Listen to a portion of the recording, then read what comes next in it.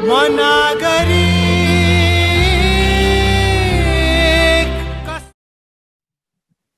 ल सबैलाई मेरो हार्दिक नमस्कार छ र प्रवीणजीको जुन उहाँले मेरो भन्नुभयो त्यसलाई उहाँलाई धेरै धेरै धन्यवाद छ। र आज यहाँ यो जुम मिटिङमा सहभागी भएका दिदीबहिनी दाजुभाइ र सबै मित्रबन्धुहरूमा मेरो फेरि हार्दिक नमस्कार छ। र आज यो कर्ण पोजिटिभ ट्रस्टले देशका कर्णधारहरूका माझ केही बोल्ने जुन मौका दिएको छ त्यसका लागि म कर्ण साक्यप्रति आभार छु। उहाँ मेरा पुराना मित्र हुनुहुन्छ, मित्र भन्न पनि बढी उहाँ मेरो प्रमोटर हो। उहाँले मलाई धेरै ठाउँमा उकास्ने काम गरिदिनु भएको छ। त्यस कारणले मैले शब्द मिल्छ कि मिल्दैन, मैले त उहाँलाई मेरो उकासो भन्ने नाम दिन थालेको छु। र मेरो वास्तवमा मेरो चाहिँ प्रोफेसनल क्यारियरको मेरो जीवनमा जब म आफ्नो डोबाटोतिर लाग्छु, कहाँ जाने भन्ने थाहा हुँदैन, त्यस बखतमा आएर संरक्षणतिरको नयाँ घुम्ती देखाइदिने एउटा मेन पात्र उहाँ नै हुनुहुन्छ। मलाई त्यो भन्नु पाउँदा आज बडा गर्व लागेको छ। र उहाँप्रति यो आभार व्यक्त गर्दै मैले सबभन्दा पहिले कर्ण साक्यलाई देखेको भनेको एउटा चित्रमा हो। र त्यो चित्र म चाहिँ नि भाइ प्रवीणलाई एकचोटि देखाइदिनु हुन्छ कि भनेर अनुरोध गर्छु। म अलि सेयर गर्न चाहन्छु।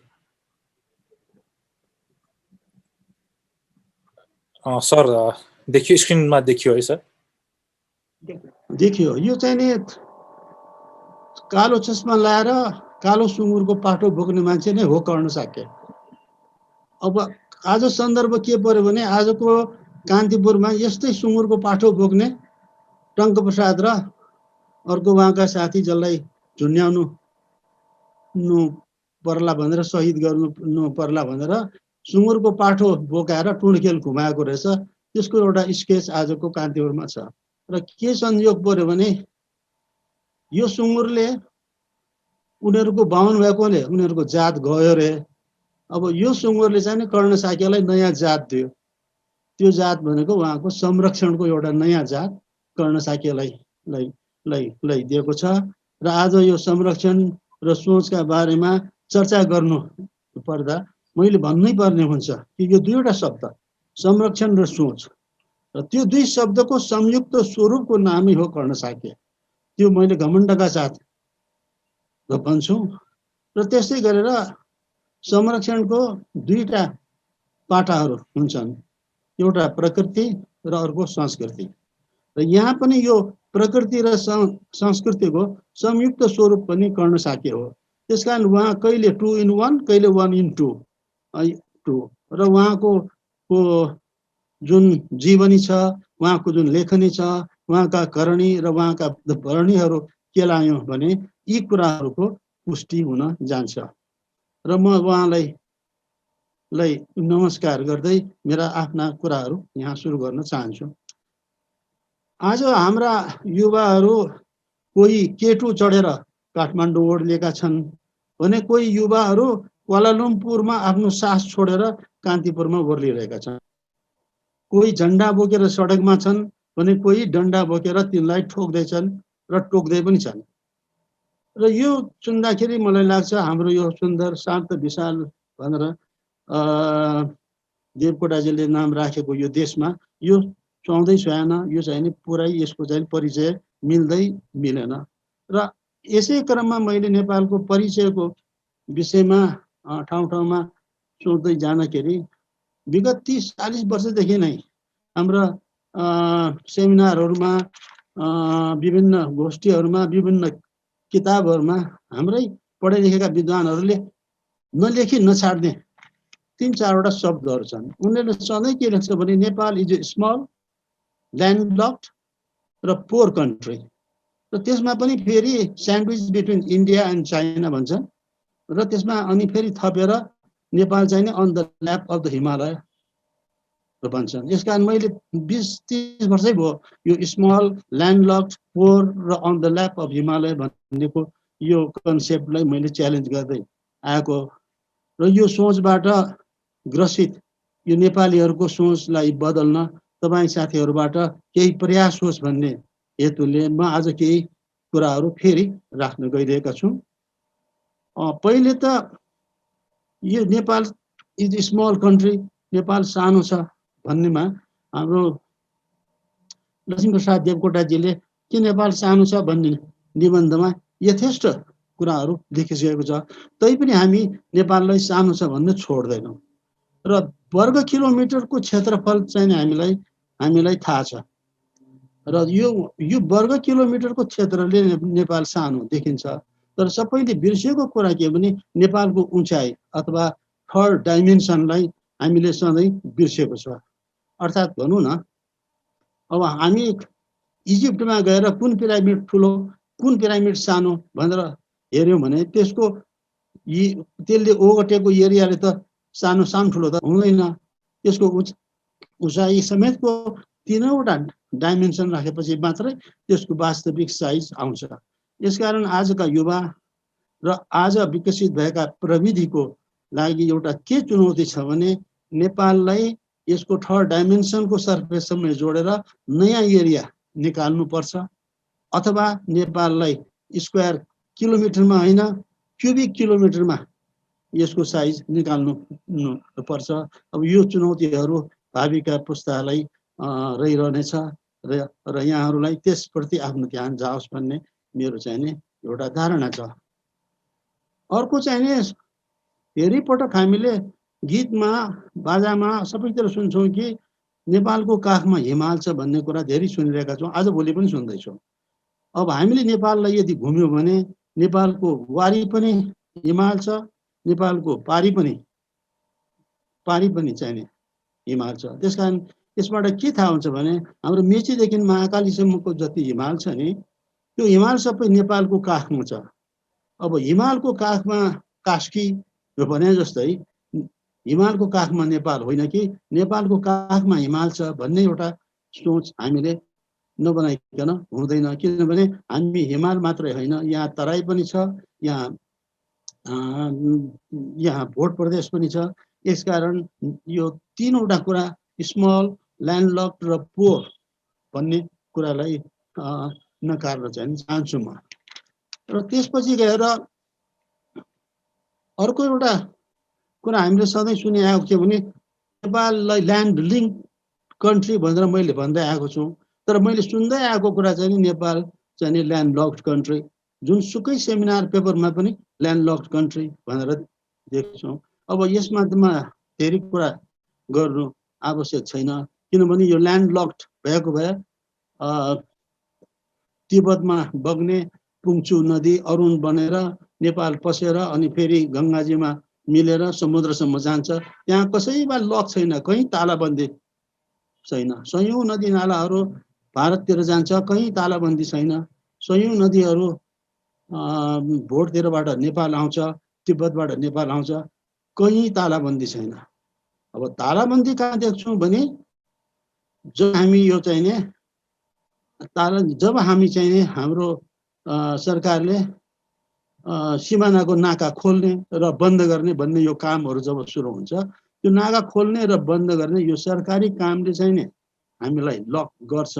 तर यो चाहिँ नि प्राकृतिक अवस्था होइन भन्ने मेरो मान्यता छ। यो सबैले चाहिँ मानि आएको कुरा पनि हो।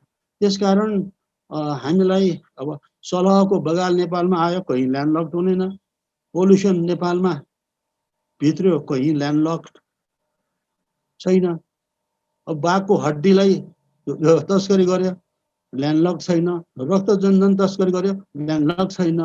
यसकारण यो ल्यान्डलक्ड भन्ने जुन हाम्रो एउटा लौताभास बोकेर हामीले हिँडेको छ, त्यसलाई आजदेखि त्यागौँ भन्ने यहाँहरूप्रति मेरो अनुरोध छ। र अब यो ल्यान्ड लिङ्क भएपछि यसले आर्थिक, सामाजिक र राजनैतिक दृष्टिले के लाभ हुन्छ भन्ने कुरालाई हामीले सोच्नुपर्ने हुन्छ। अब एउटा कथा मलाई याद आउँछ यहाँनिर। त्यो के भने एउटा व्यापारीले पाप पनि गरेको रहेछ, धर्म पनि गरेको रहेछ र उसलाई अब यमराज कहाँ लाने बखतमा तिमी नर्क पहिले जान्छौ कि स्वर्ग पहिले जान्छौ भनेर सोधेछ। उसले के भनेछ भने यो नर्क र स्वर्गको बिचमा दो बाटो छैन, मलाई त्यहाँ राख्दे, त्यहाँ गएपछि म लिङ्क गर्छु, मेरो फाइदै फाइदा हुन्छ भनेर भनेछ। त्यस कारण यो फाइदै फाइदा लिनु पर्यो भने यो लिङ्क्ड जहाँ हुन्छ, जहाँ लिङ्केज हुन्छ, जहाँ कनेक्टिभिटी हुन्छ त्यहाँ हुन्छ। र अर्को कुरो नेपालले अहिलेसम्म अपनाइआएको जुन यो न्युट्रालिटी छ, त्यो न्युट्रालिटीले पनि हामीलाई यो क्षेत्रीय सहयोग अथवा यहाँ सहकार्य गर्ने एउटा उपयुक्त भूमि दिएको छ। त्यसकारण नेपालको हामीले परिचय दिँदा अथवा नेपाललाई सोच्दा यी 3 कुराहरूलाई हामीले फेरि एकचोटि पुनर्विचार गर्नुपर्ने मलाई मनमा लागेको छ। अब अर्को एउटा पनि कुरा यहाँ हामीले हाम्रो सोचमा बदल्नु पर्ने कुरा के आएको छ भने जब हामीलाई हाम्रो रिसोर्सेस के छ भन्यो भने सबैले भन्छ हामी हाइड्रो पावरमा अथाह छ, बायोलोजिकल रिसोर्स अपार छ, ह्युमन रिसोर्स त्यो पनि कम छैन भन्छौँ, हामी सबैमा सम्पन्न छौँ भन्छौँ। तर कति सम्पन्न छौँ भनेर जब हामी सोध्छौँ अनि हामी चाहिँ त्यसमा फेरि अथाह छौँ मात्रै भन्छौँ। त्यसकारण यो अथाह भन्नु र शून्य भन्नुमा फरकै हुँदैन। त्यसकारण आजको मुख्य च्यालेन्ज यहाँहरू सबैको समस्या सामने के भने हाम्रो जुन सम्पदामा जुन अथाह छ त्यो अथाहलाई थाहा बढाउने एउटा च्यालेन्ज र त्यो जो अपार जुन भनिआएको छ हामीले त्यो अपारलाई पार लगाउने। अब यस्तैमा अब हामीले यो हाइड्रो पावर अपार छ भन्दै भन्दै गरिरहँदाखेरि हरिमान श्रेष्ठजीले आएर आखिरमा 83,000 मेगावाट छ है भनेर एउटा कमसेकम एउटा थाहाको चिनो लगाइदियो। यस्तै गरेर हामीले यो बायोलोजिकल डाइभर्सिटीमा केही थाहाका चिन्हहरू लगाएको छौँ। अझ पनि अथाह धेरै छ। तर आज अरू कुरामा नगएर अब मेरो अब चासोको विषय यो प्रकृतिको संरक्षण भन्ने कुरामा हामी आज जान्छौँ। अब यसमा पनि के भने अब प्रकृतिको संरक्षण भन्दाखेरि के त मतलब एउटा अघि पर्ण साकेजीले जुन समात्नु भयो यो पिग्मी हग त्यसलाई संरक्षण गरेर पुग्यो त या हिम चितुवालाई संरक्षण गरेर पुग्यो त यति मात्र होइन कि हामीले संरक्षण भनेपछि हाम्रो जल, हाम्रो थल, हाम्रो वायु, हाम्रो आकाश र हाम्रो तेज प्रकाश र त्यो पञ्चतत्व जो छ त्यसलाई पनि संरक्षण गरेर त्यसमा बाँचेका जीव जीवात्माहरूको र प्राणीहरूलाई संरक्षण गर्ने जुन कुरा छ त्यो समष्टि रूपमा हामीले चाहिँ नि प्रकृति संरक्षण भनेर बुझ्नुपर्ने हुन्छ।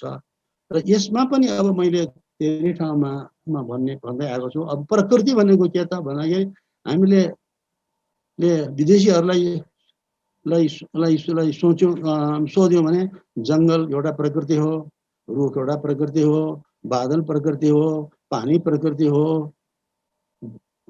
भन्छन्। तर हाम्रो चाहिँ पूर्वीय सोचमा के छ भने पानी आफै प्रकृति होइन, पानीको प्रकृति हो अथवा यसको तरलता पानीको प्रकृति हो, यसले बग्नुपर्छ त्यो त्यसको प्रकृति हो, यसले जम्नुपर्छ त्यो त्यसको प्रकृति हो, यसले बाफ भएर उड्नुपर्छ त्यो त्यसको प्रकृति हो।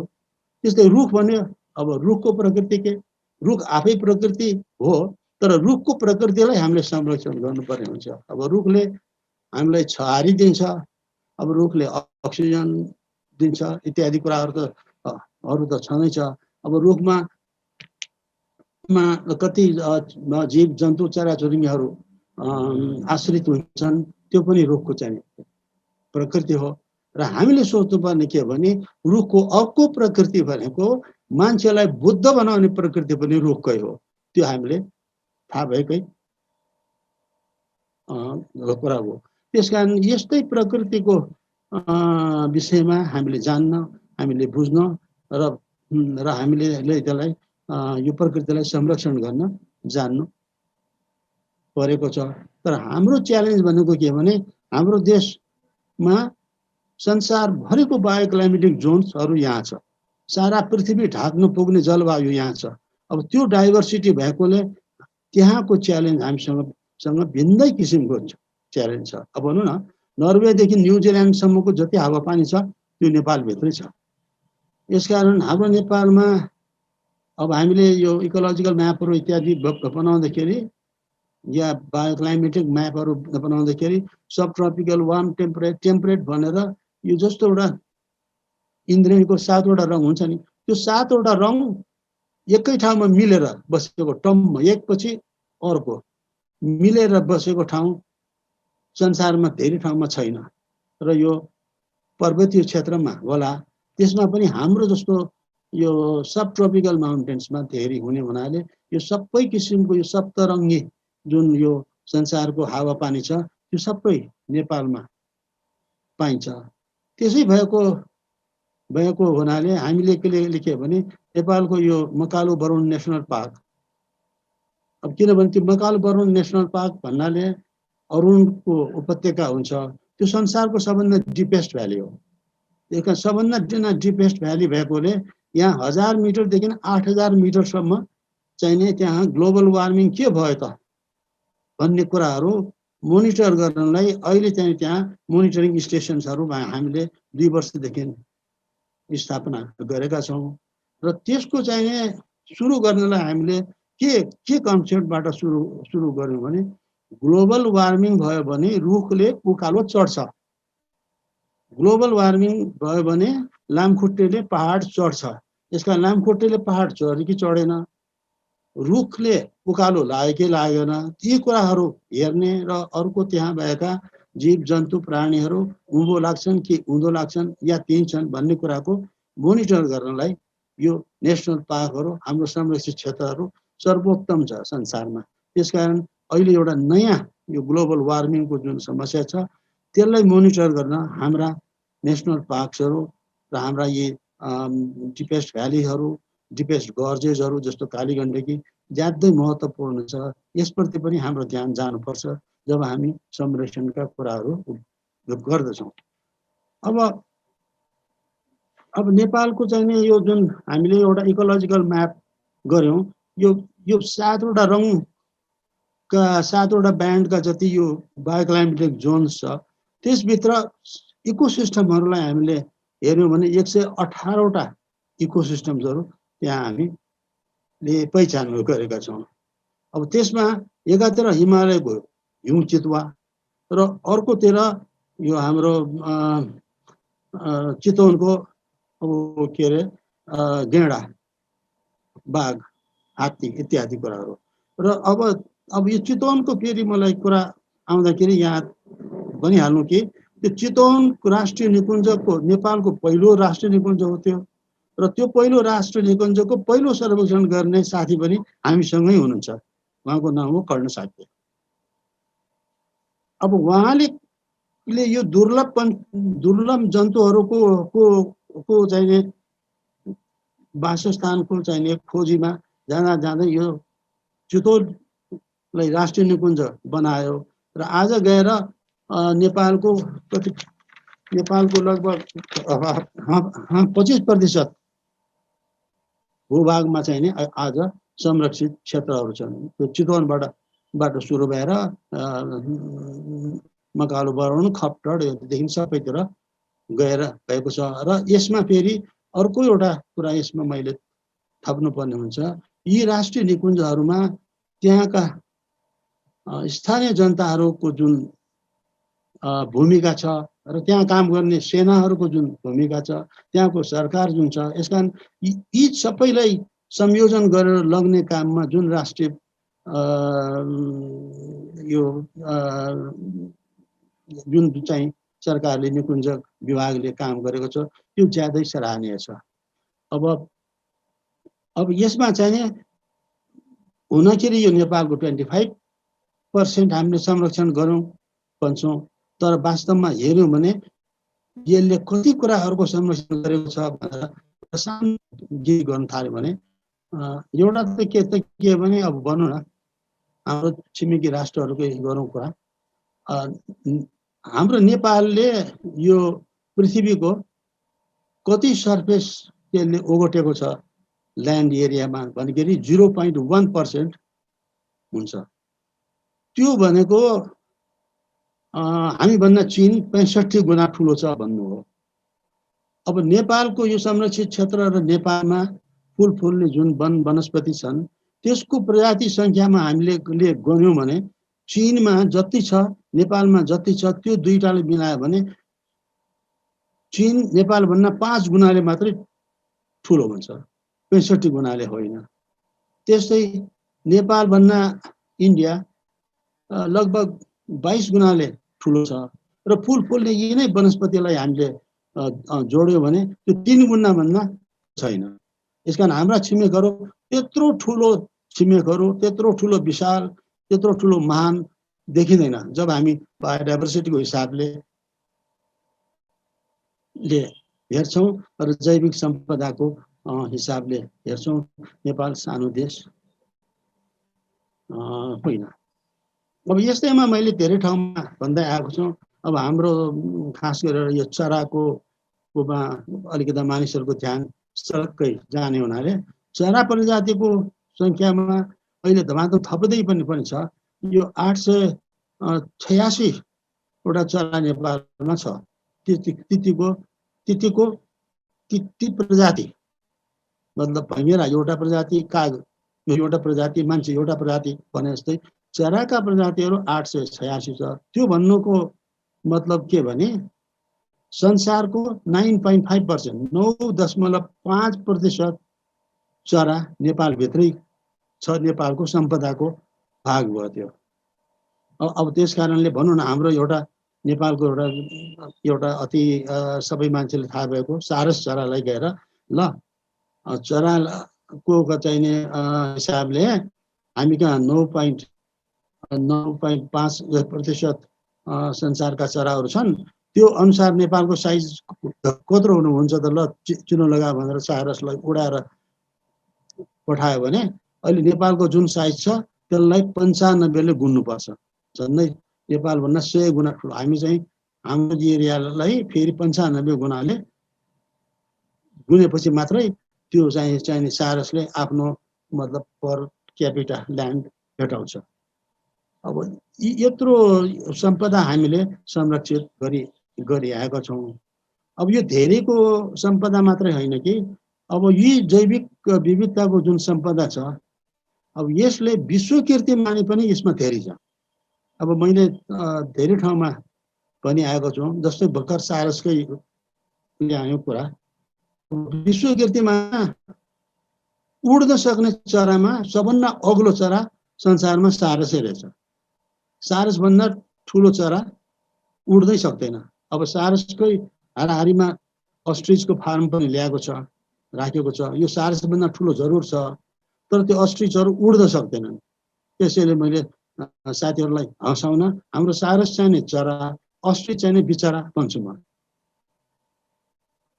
र त्यसै गरेर चराकै अब सबभन्दा हाइएस्ट अल्टिच्युडमा उड्न सक्ने 8000 मिटरको पर्वतलाई पनि नागेर उड्ने चरा हाम्रो नेपालमा आउँछ। त्यो हाम्रो सम्पदा बनेको छ। त्यो हो खोया हाँस, बार हेडेड गोज। अब यो 8000 मिटर भन्दा माथि जान्छ। अब हामी 4000 मिटर जाँदाखेरि अक्सिजन भिरेर जानुपर्छ। अब त्यसले अक्सिजन भिर्ने कुरै छैन। त्यहाँ सायद अक्सिजनको लेभल कति होला कुनै थाहा छैन। यसमा स्टडी नै गर्दैछ मानिसहरू। तर सबभन्दा हाइएस्ट फ्लाइङ बर्ड हाम्रो नेपालमा आउँछ। र त्यस्तै अब सबभन्दा उच्च क्षेत्रमा फल्ने यो धान कहाँ छ भन्दाखेरि हाम्रो नेपालमै छ, त्यो जुम्ली मार्सी भन्ने। अब धान भनेपछि ट्रपिकल भन्छ कसैले पनि। यो 3000 मिटरको उचाइमा धान हुन्छ भन्ने कुराहरू विश्वासै गर्दैन। यसकारण संसारको सबभन्दा अग्लो ठाउँमा उमारेको धान भनेको हाम्रै जुम्लाको मार्सी हो। अब यस्तै क्रममा हाम्रो त अल्टिट्युडनल रेकर्ड्स त हाम्रो धेरै नै छ। अब त्यसमा पनि के भने यो लाइफ सर्वोच्च वासस्थान, एउटा लाइफको लागि जीवात्मा भएको सर्वोच्च वासस्थान कहाँ छ भन्दाखेरि हाम्रो एभरेस्टमा एउटा ब्याक्टेरिया भेटेछ। त्यसलाई भन्छ जियो डर्मेटोफिलस अब्स्क्युरस एभरेस्टियाई भनेर एकदम सबभन्दा सूक्ष्म प्राणीको सबभन्दा लामो नाम चाहिँ दिएको छ। त्यो दिन किन पर्यो भने जियो भनेको अर्थ, पृथ्वी डर्मा भनेको त्यसको छाला अथवा बाहिरी भाग, फिलस भनेको त्यसलाई माया गर्ने, यसका यसको नाम जियोडर्मेटोफिलस हुन गयो। र अर्को यो यति सानो छ कि देख्नै नसक्ने भएकोले यसलाई अब्स्क्युरस भन्यो। र यो एभरेस्ट एरियामा मात्र पाएकोले यसलाई एभरेस्टियाई भनेर, यस्तो यो संसारको एउटा चाहिँ यो विलक्षणका जीव हाम्रोमा पाइन्छ। अब यसमा धेरै लामो नाम छ, तैपनि 2-4वटाको अहिले भनिहालौँ। अब संसारमा भेडाहरू त धेरै छन्, तर भेडा मध्ये सबभन्दा अग्लो भेडा हाम्रो हिमालयको आसपासमा चाहिँ पाइन्छ। नायन भेडा भन्छ त्यो 4 फिट भन्दा बढी अग्लो हुन्छ। अब त्यस्तै गौ प्राणीमा सबभन्दा ठुलो प्राणी संसारमा मतलब यो गाईको फ्यामिलीमा हाम्रो गौरी गाई रहेछ। यो 2 मिटर अग्लो भएर 1000 किलोग्रामको वेट चाहिने थाम्छ। सबभन्दा ठुलो गाई नेपालमा छ, नेपालको चाहिँ बायोडाइभर्सिटीमा छ। र सबभन्दा संसारको सबभन्दा सानो गाई हाम्रो 9 मुठे अछामी गाई, त्यो पनि नेपालको सम्पदामा छ। यो हाम्रो जैविक सम्पदामा यसका सबभन्दा ठुलो गाई, सबभन्दा सानो गाई छ। त्यसैले सर्पमा पनि सबभन्दा ठुलो प्रजाति शङ्कर, मतलब 7 मिटर भन्दा लामो 1000 किलोग्रामको वेट भएको अजिङ्गर सर्प हामी कहीँ छ। अब यस्तै सर्प अन्त पनि छ योभन्दा यसकै हाराहारीमा। त्यस कारण संसारका ठुला सर्पहरू मध्येको सबभन्दा ठुलो सर्प मध्येका प्राणी पनि हाम्रो जैविक सम्पदा हो। अब सबभन्दा सानो सर्प संसारमा, सबभन्दा सानो 4 मिटर 5 मिटर मात्र, 4 इन्च 5 इन्च मात्र हुने सर्प हाम्रो तेलिया साँप, त्यो पनि हाम्रो यहाँ नेपालकै सम्पदा हो। यसका यो एकदम सुपरलेटिभ भएका गुण भएका चिज बायोडाइभर्सिटीहरू हाम्रो नेपालमा छ। अब अर्को 2वटा कुरा पनि म चाहिँ यसमा थपिहालौँ। र संसारमा सबभन्दा ठुलो माउरी, मह बनाउने माउरी, सबभन्दा ठुलो माउरी हाम्रै भिर माउरी रहेछ। र त्यसै गरेर संसारमा सबभन्दा सानो माउरी हाम्रै कठ्यौरी माउरी भन्ने सानो सानो यो 1000 मिटर भन्दा तलको झारबुट्टामा पाइन्छ यो कठ्यौरी माउरी। यो त संसारको सबभन्दा ठुलो, सबभन्दा सानो, सबभन्दा हाइएस्ट अल्टिट्युडमा, सबभन्दा लोएस्ट अल्टिट्युडमा जाने यो चाहिने एकदम विलक्षणका सुपरलेटिभ्सहरूले भरेको हाम्रो देश नेपाल भन्ने कुरा हामीले यो बायोडाइभर्सिटीको एनालिसिसबाट थाहा पाउँछौँ। अब अहिले त हामीलाई यसलाई थाहा छ संसारमा सबभन्दा महँगो जडीबुटी यार्सागुम्बु पनि हाम्रो नेपालकै सम्पदा हो। र अब यार्सागुम्बु मात्र होइन कि अब नेपालमा चाहिँ यो जडीबुटीको संसार बेग्लै छ। अब करिब 1700 भन्दा बढी विभिन्न प्रजातिका जडीबुटीहरू हाम्रा आम्ची, हाम्रा कविराज वैद्यहरू, धामी, झाँक्रे, गुरुमा इत्यादिले पहिचान गरेको छ।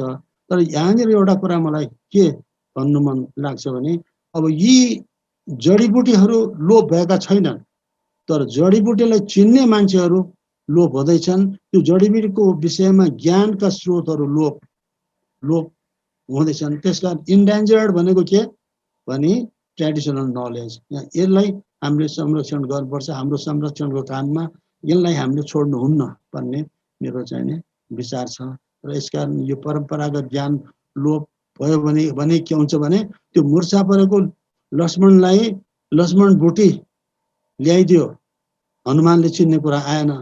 त्यसलाई चिन्ने त सुसेना भन्ने एउटा वैद्य चाहियो त। अब उसको ज्ञान नभयो भने त्यो हनुमानले पहाडै बोकेर ल्याएर पनि काम हुँदैन। त्यसकारण यो ट्रेडिसनल नलेजलाई हामीले हाम्रो संरक्षणको एउटा की फ्याक्टर लिनुपर्छ भन्ने मेरो एउटा धारणा छ। र अहिले आएर यो कोरोनाको जुन कुराहरू हामी सुन्दैछौँ, हामी भोग्दैछौँ, त्यसमा पनि यो रेजिस्टेन्स बढाउने काममा हाम्रो जडीबुटीले धेरै काम चाहिँ गरिरहेको छ। अब अहिले सबैले सुन्नमा आएको त गुर्जोले राम्रो काम गर्यो भन्ने हामी सुनिरहेका छौँ। हाम्रा मसलाहरूले राम्रो काम गर्यो भन्ने सुनिरहेको छौँ। तर जे भन्दा पनि छोटकरीमा हामीले के भन्नुपर्छ भने हाम्रो परम्परागत ज्ञान र हाम्रो परम्परागत औषधि या आयुर्वेद समेतलाई हामीले हेऱ्यौँ भने हामीले के बुझ्नुपर्छ भने अरू औषधिले हाम्रो जीवनमा आयु थप्छ, हाम्रो आयुलाई लम्ब्याइदिन्छ, त्यति मात्रै हो। तर यो हाम्रो यो जडीबुटीमा आधारित जुन चाहिँ औषधि छ त्यसले हाम्रो आयु जुन लम्बियो त्यो आयुमा जीवन थप्छ। त्यसकारण आयुमा जीवन थप्ने काम गर्ने बुटीहरू हाम्रो नेपालमा प्रशस्तै छन्। अब त्यसको छुट्टै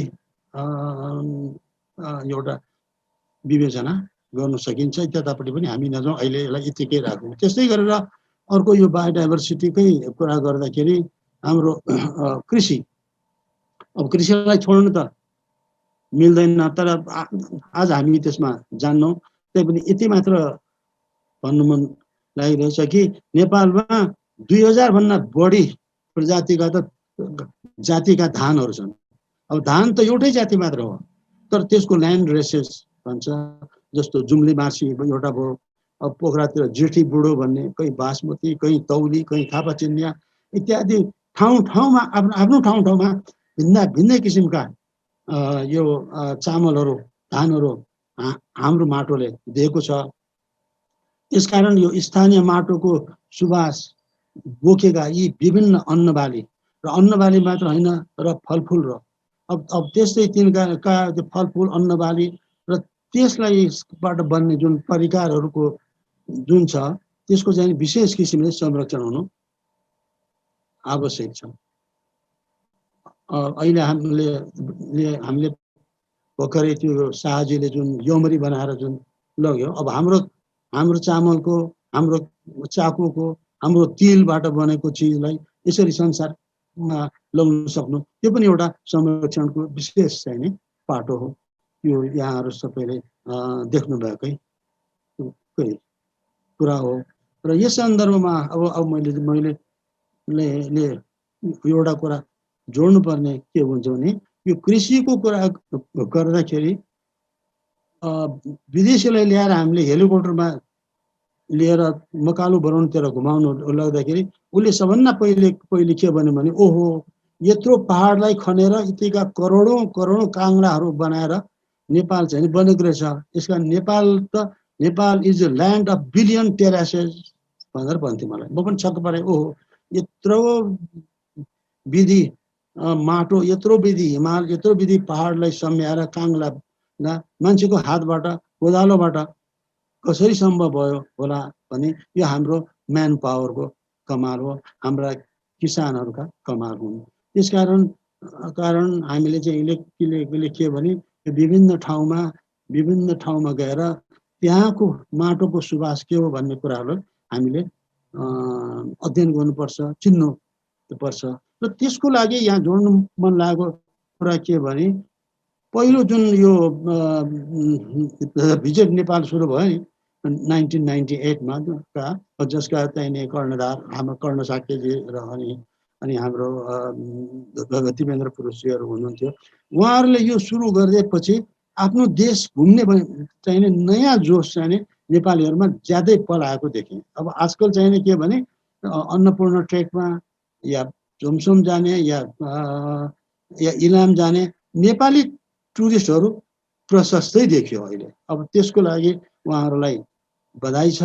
र अहिले हामीलाई म चाहिने महसुस गर्दैछु कि मेरै सन्तानहरू जो अमेरिका छन् अथवा साथीका छोराछोरीहरू जुन अस्ट्रेलियामा छन्, तिनीहरू नेपाल आएपछि के गर्न थाल्यो भने घरमा नबसिकन ट्रेकिङमा जान्छ। अब त्यो टेम्पो जुन आएको छ, आफ्नो देश हेर्ने, आफ्नो देश चिनाउने, यहाँको सम्पदाहरूलाई अध्ययन गर्ने, त्यो ज्यादै सराहनीय काम भएको छ। र हाम्रो नेपाली युवाहरूलाई अब मैले चाहिने के भन्न चाहन्छु भने, यो नेपालको भ्रमणमा जाँदाखेरि त्यो ठाउँको विशेषता के छ, त्यहाँ के होला, त्यहाँको स्थानीय अथवा त्यहाँको परम्परागत चिजहरूमा ध्यान दिनु असाध्यै रमाइलो हुन्छ र त्यो आवश्यक पनि छ। र अब यस्तै सांस्कृतिक मतलब धरोहरको कुरा गर्दाखेरि मैले लामै लिस्ट बनाएको थिएँ, तर यहाँ अहिले टाइमले मलाई दिँदैन।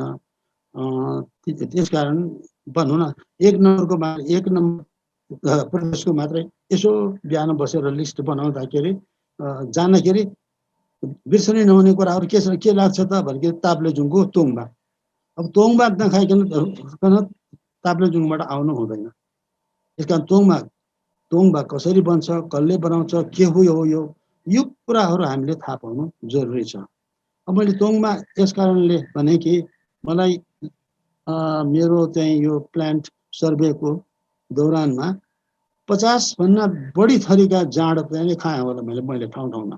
सबै भिन्दा भिन्दै छन्, त्यसको सोर्स भिन्दै छन्, त्यसका इस्ट भिन्दै छन्, भिन्दै छन् र यस कारण यसको इस्टको जुन बायोलोजिकल डाइभर्सिटी छ त्यसमा कसैले ध्यानै दिएको छैन। यस कारण रिसर्चको एउटा ठुलो पाटो छ। अब फ्रान्सले त्यही इस्टको आधारमा आफ्नो इकोनोमी नै बिल्ड गरेको छ। अब त्यस्तै गरेर अब इलाम गयो भने चियाका कुराहरू आउँछन्, अलैँचीका कुरा आउँछन्, अकबरे खुर्सानीका कुरा आउँछन्।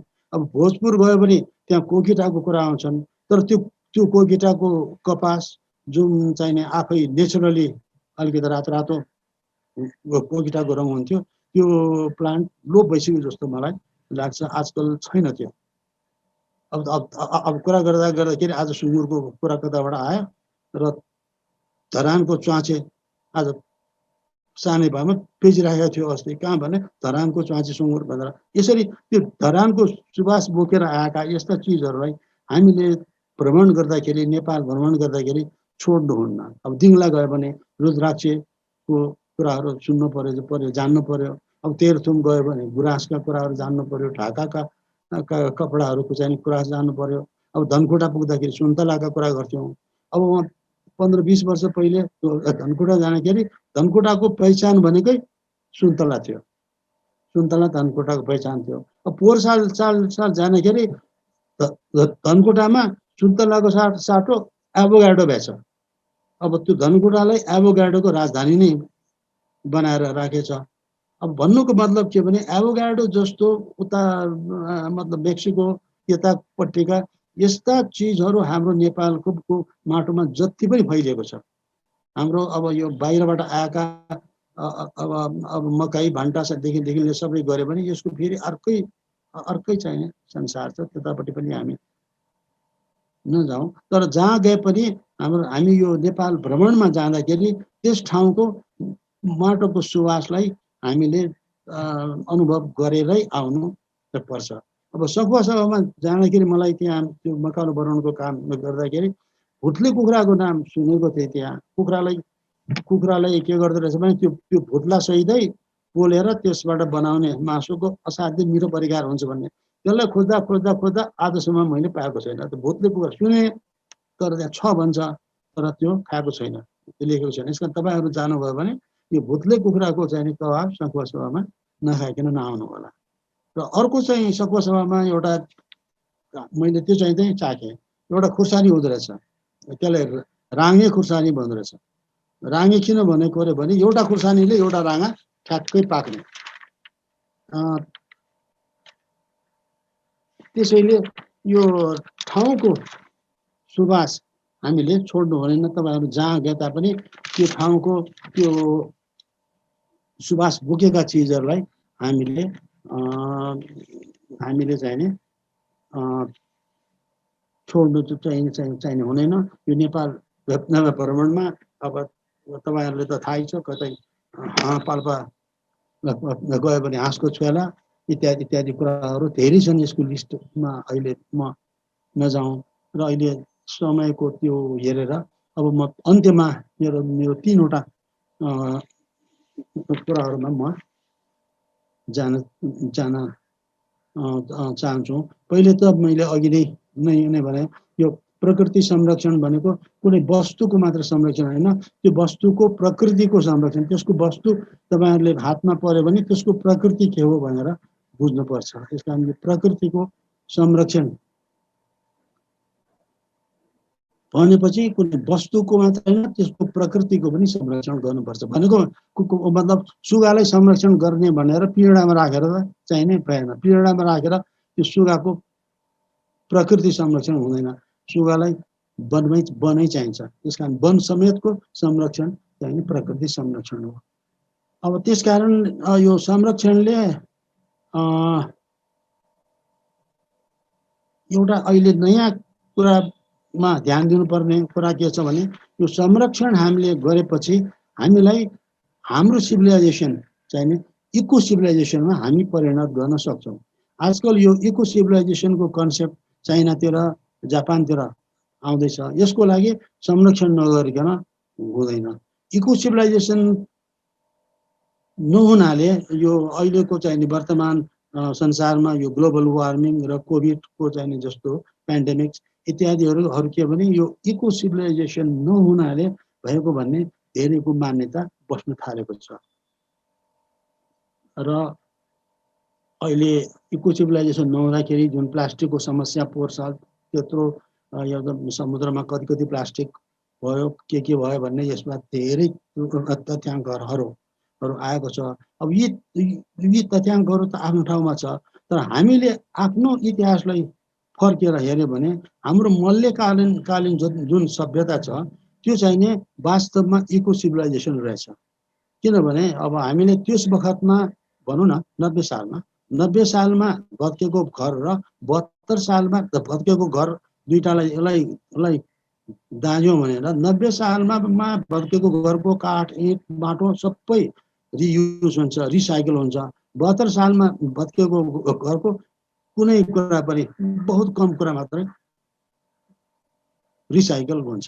हामीले पहिले खाने जुन हामीले भोज खान्छौँ नि त्यो भोज खाइसकेपछि सालको पातको जुन लपेज देखिन त्यसलाई गाँस्ने सिन्का र त्यहाँ रक्सी जाँड खाने सलिचासम्म पनि सबै रिसाइकल हुन्छ। अहिले हाम्रो स्कुलका 10 जना केटाकेटीलाई पिकनिकमा पठायो भने जुन ठाउँमा गयो त्यो भरि प्लास्टिक छरेर आएको हुन्छ। यसकारण यो इको सिभिलाइजेसन भएन त्यो। त्यसकारण यो इको सिभिलाइजेसनतिर एउटा नयाँ सोच हामीले बनाउनु पर्छ।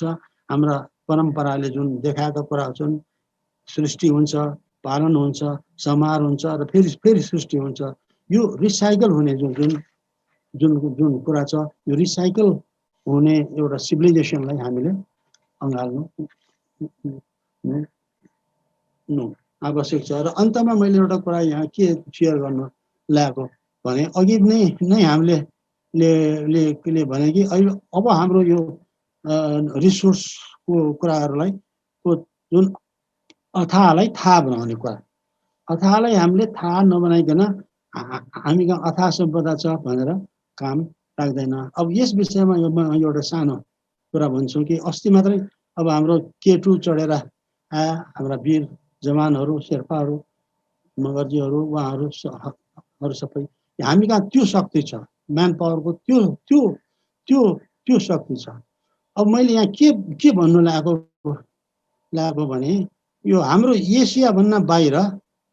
एसियाभन्दा बाहिरका देशमा 7000 मिटर भन्दा अग्लो पहाड कहीँ पनि छैन। अफ्रिकाको किलिमन्जारो 5895 रे, माउन्ट म्याकिनले अलास्काको 6194 रे, आल्प्सको माउन्ट ब्लान 4807 रे, अनि त्यो पुरा एन्डिज त्यत्रो हिमालयभन्दा लामो माउन्टेन चेन्जमा सबभन्दा हाइएस्ट पिक 6945 भनेपछि 7000 मिटर नाग्ने पहाड अन्त छैन।